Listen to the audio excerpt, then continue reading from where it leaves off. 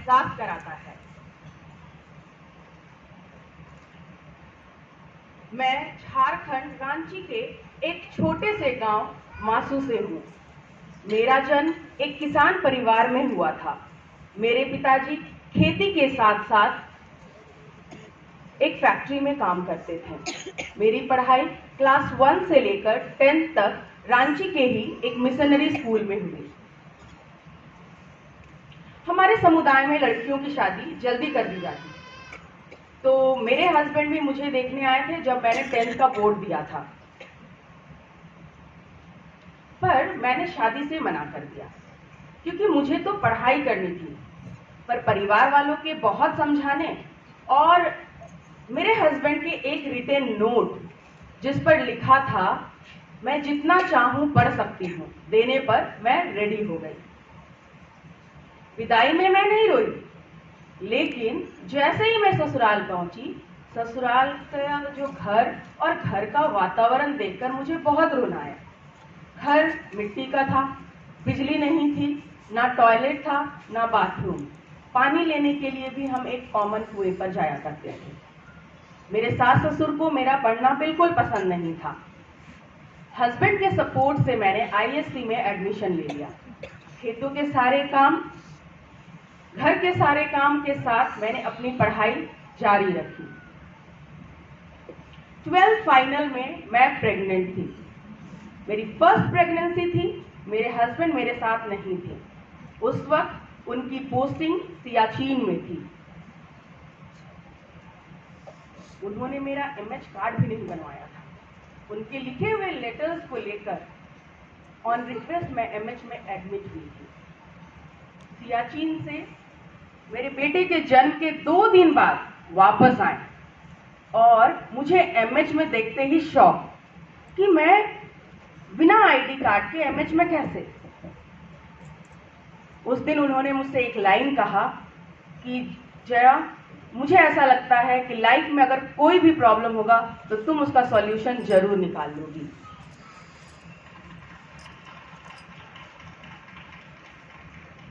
सात सालों का हमारा वैवाहिक जीवन रहा और 7 सालों में मैंने सिर्फ पढ़ाई की है। मैं अपने गांव की पहली बहू हूं जिसने ग्रेजुएशन किया, वो भी फर्स्ट डिवीजन।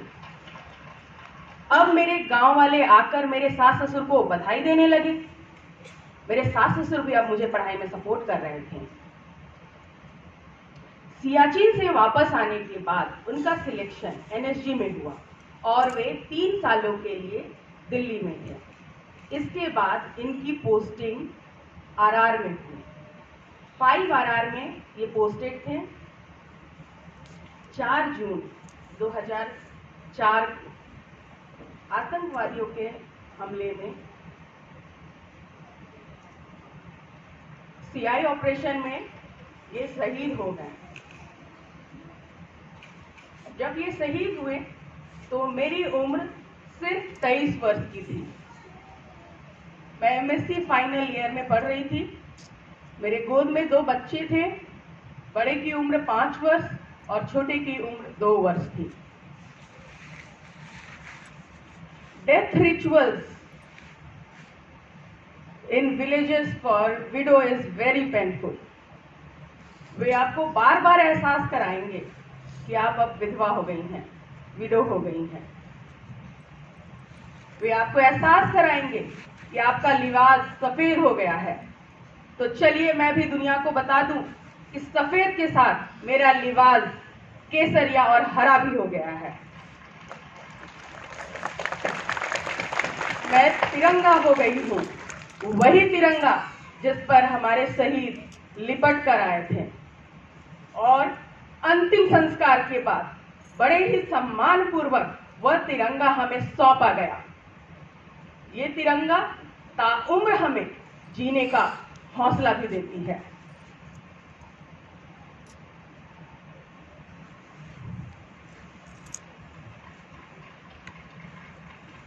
सारे रिचुअल्स के बाद मैं अपने मायके लौट आई थी।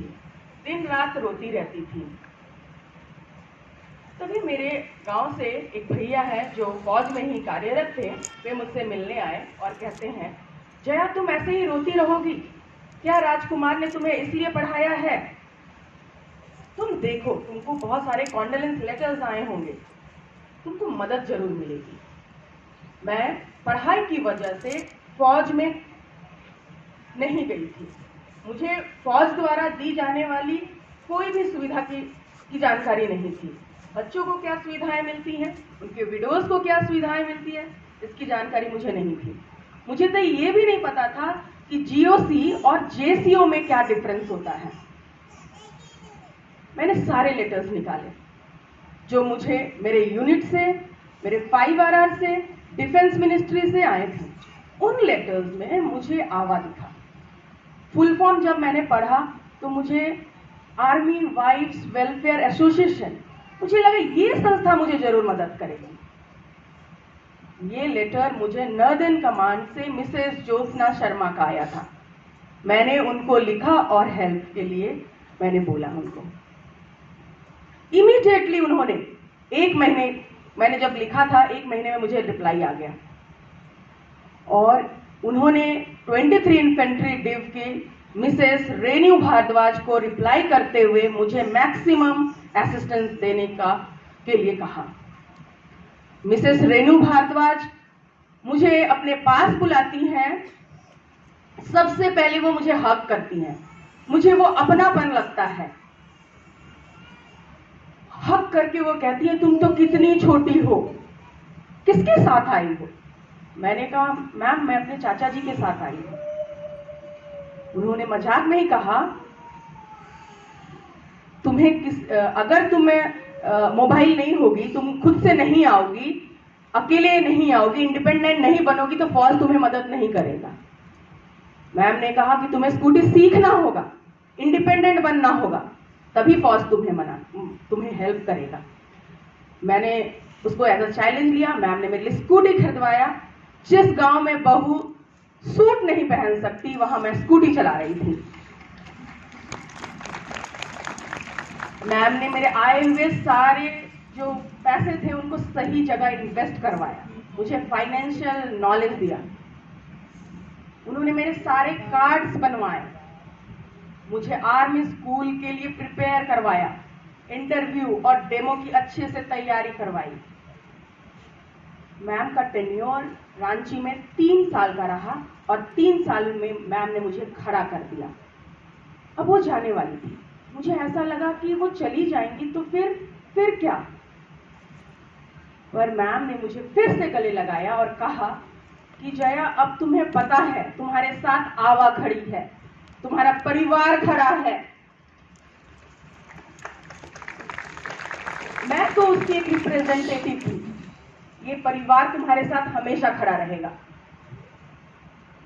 ये हौसला, ये उम्मीद मुझे मैम ने दिया और आवा ने मुझे पूरी तरह से इंडिपेंडेंट, स्ट्रॉन्ग, बोल्ड बना दिया।